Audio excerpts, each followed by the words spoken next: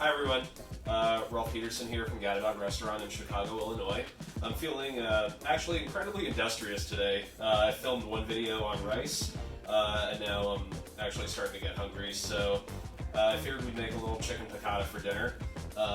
So I have all the ingredients out before me. I have my white wine, my lemons, parsley, capers, butter for sauce.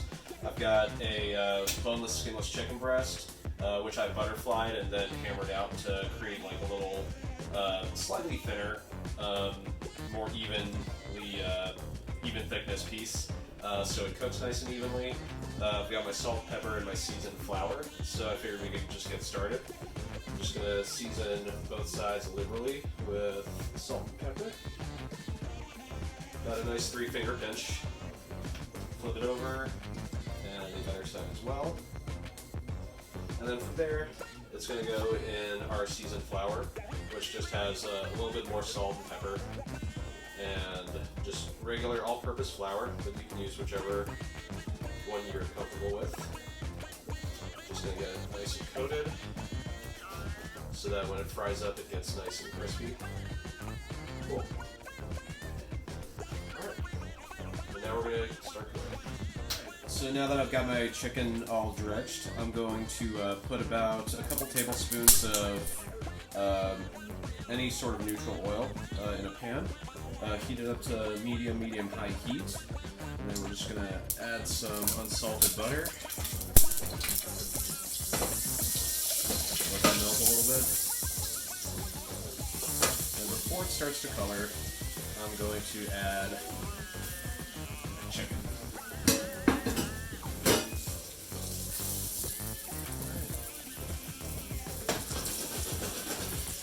It smells amazing already. I wish you guys could be a part of this. But yeah, we're just going to let the butter get nice and foamy. And we're going to let the chicken brown on one side for about 3 to 4 minutes, depending on the thickness of your chicken. And then we're going to flip it over and get the other side nice and brown, and we'll check back on it in a few minutes. So it's about 3 to 4 minutes later, and we're about to flip our chicken, so let's... perfect. Nice golden brown, super crispy. Oh, it's the best. Cool, so I'm going to let the other side go for about another 3 to 4 minutes.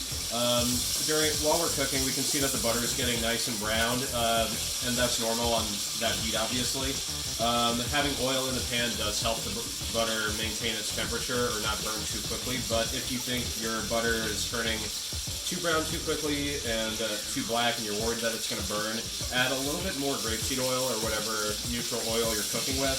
And we're only doing one piece of chicken in this pan, so if you add another piece of chicken to it or cook it sequentially, then all of that's releasing its juices as everything cooks, which will help the butter maintain its temperature and not carry over and burn too quickly while you're still cooking.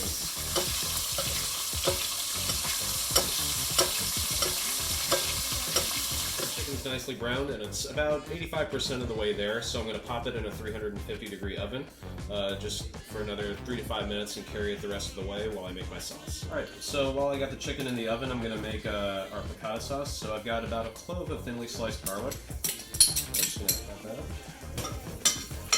in the same pan.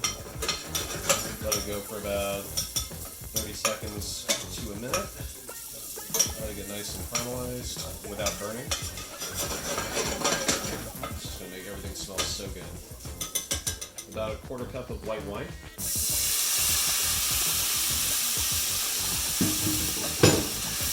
So make sure you're scraping all the crispy brown bits off the bottom of the pan, because that's flavor.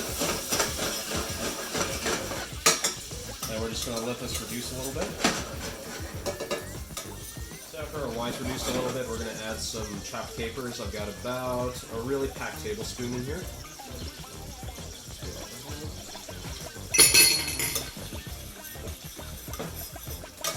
Stir that around with the flavor infused.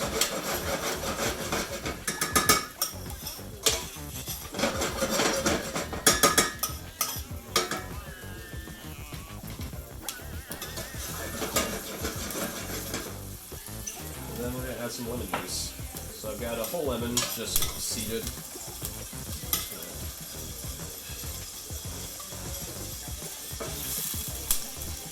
we'll start with 2 squeezes of lemon.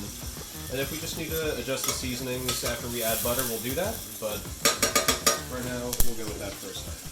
So I'll turn my heat down to medium-low, and then I'm just going to start adding butter. About a heavy tablespoon. Let that incorporate.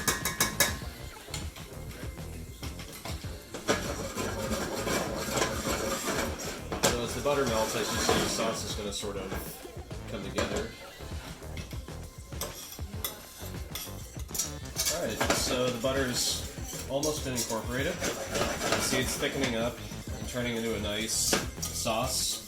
This one's relatively emulsified. Could have done better, could have done worse.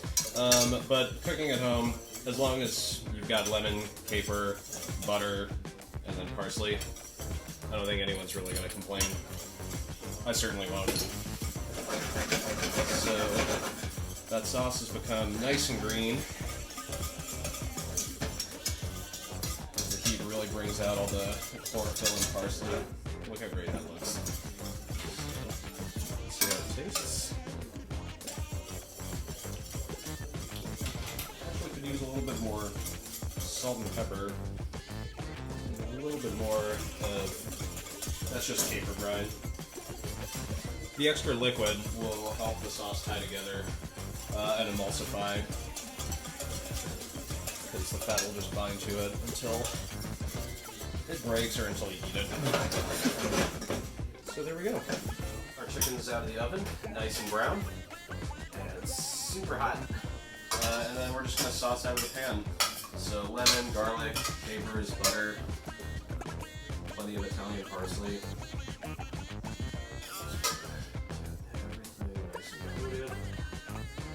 I'm personally a huge sauce fiend. Everything I eat is just a vessel for getting more and more sauce.